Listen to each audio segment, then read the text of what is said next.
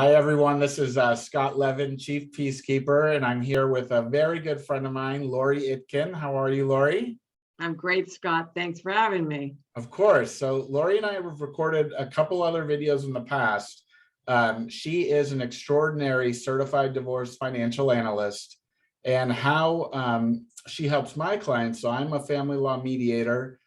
So parties that are going through divorce engage me together, and then the three of us work together to figure out all the aspects of their separation.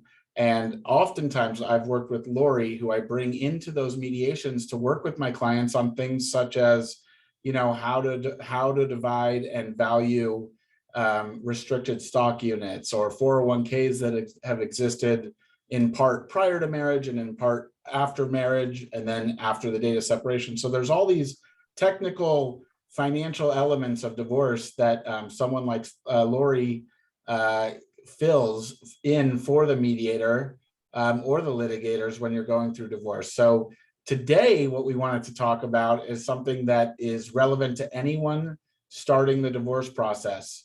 In California, there are 2 financial disclosure forms that everybody must complete by law during the process. And one concerns each party's income and expenses, and the second concerns your assets and debts. And these forms are antiquated. They're sometimes overwhelming to clients.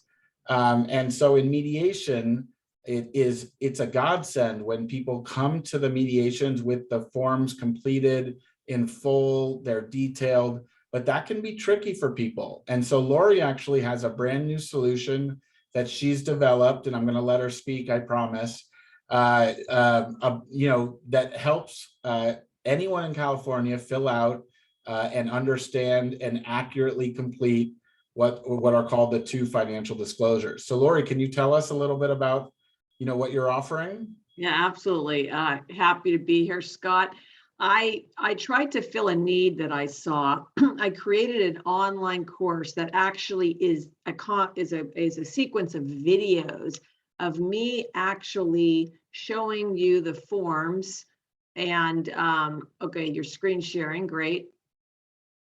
There it is. Hey, there you go. All right. So this is an example. Actually, this is the link to the online course. And you see we have a picture of a lady who's freaking frustrated filling out, thinking, how am I going to fill out these forms? As Scott mentioned, you have the FL 142, which is the schedule of assets and debts, and you and your spouse are required to disclose all assets and debts, whether they're marital or they're your separate property or a combination.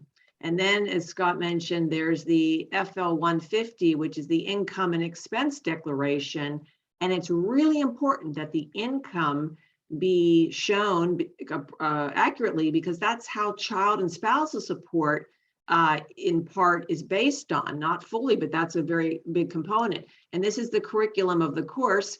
You can see I have videos of each. And if you're basically, there's a lot of, if you've ever looked at these forms, and if you haven't gone through a divorce, you're going to have to do these forms. It's overwhelming. They're asking you about every single asset and debt you could even think of. And with the income and expenses, it's very confusing. So let's just talk about a little about this. If you're working with a mediator or an attorney, you'll probably get instructions on how to complete these forms. Or the attorney or mediator may have their own template to gather this information. If you're doing a divorce on your own, you're going to have to fill these out. And let's just be honest, most of the information available on the internet isn't really comprehensive enough to fill out these forms.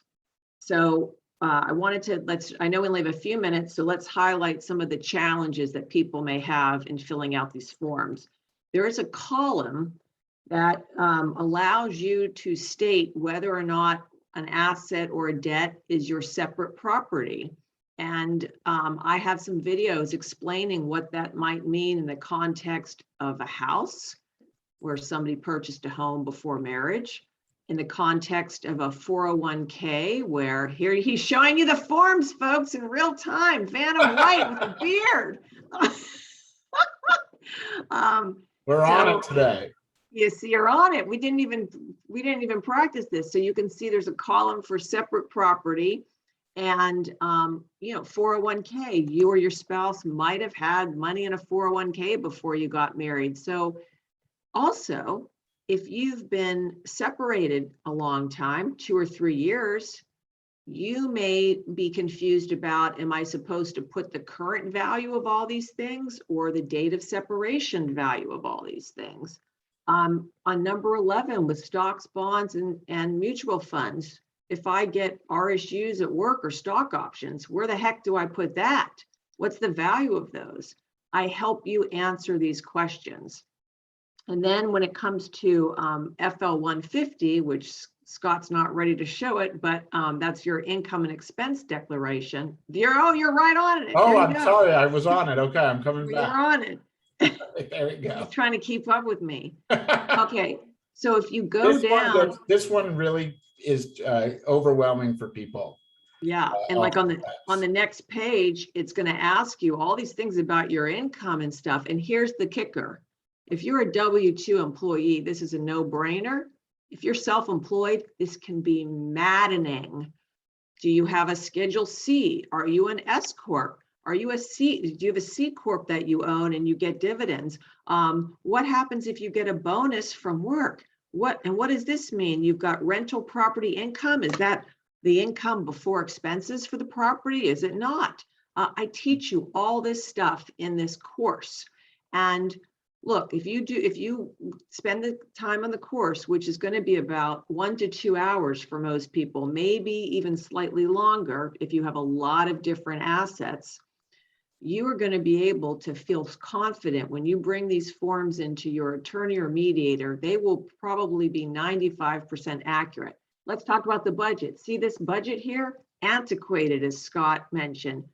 I mean, it's so confusing. I actually have in my course a comprehensive budget template, all color coded with like 18 different colors. Wow. That is detailed, and that it allow you to feed that stuff into these rows. So so that's tedious, but at the end of the day, Scott, let's talk about why it's important for you and your spouse to have accurate and complete forms. Tell us why. Well, you need to have accurate forms, because if you're in mediation, the mediator is going to use those forms in order to help you guys divide your assets. So what you list there, the mediator is going to go through and say, okay, so your house, you agree on the fair market value of X. That's one of the things that you put into the house. If you have a house, you put what you believe the fair market value to be. So if you both put the same value, that means that you're agreeing that that's the number you're going to use. How much do you owe on the house? Well, some people just eyeball that, but it's really important to understand exactly what you owe, because if there's going to be a buyout on that property, you need to take what the fair market value is less what you guys owe, and then you get the net value, and then you divide that into 2. It gets complicated, but you have to have accurate numbers there for the mediator or yourselves, if you're doing it yourself, to work through those numbers and figure out a fair and equitable split. And if you don't take the time to do this, because we know they're tedious, everyone hates to do it, you may actually create for yourself an unfair settlement because the information simply is missing or not accurate. And that's assets and debts. And there's things we don't even think about. Do you ever think about that there might be cash value in a life insurance policy? I certainly don't think about that every day. It's really important, and dates and all that. And then when we get to the income and expenses, can you talk a little bit about why income is so important when calculating child and spousal support? Yeah, so it's really half the equation or more. So to determine child support and spousal support, there's a calculator called the DISOmaster, and you put in each party's gross monthly earnings, and you also factor in the time split that each of you have custody with the children. So if you each make $100,000, that goes into one category, and then if it's 60-40 custody, that goes into the other, and then the calculator will give you a child support amount that the court does not allow the support to be less than that amount for most people. So it's really, you need to really look at your pay stubs, understand what numbers to use, and make them accurate. The last thing you want to have happen in mediation is to have the other side say, hey, you put in the wrong number for your income because it's so important. And even if you did it innocently, it's a real problem. The other side really loses trust. And a lot of mediators might not catch that because they're looking at the forms and not necessarily looking at the support data. And when you're self-employed, it may not be clear to you what your income really is. Totally. And the form by itself doesn't really tell you how to do it. So anyway, so that's the deal. We have this course available to help you. And I'd like to offer, for those of you who are viewing this and would like to check out the course, Scott's going to put the link in the body of the YouTube description.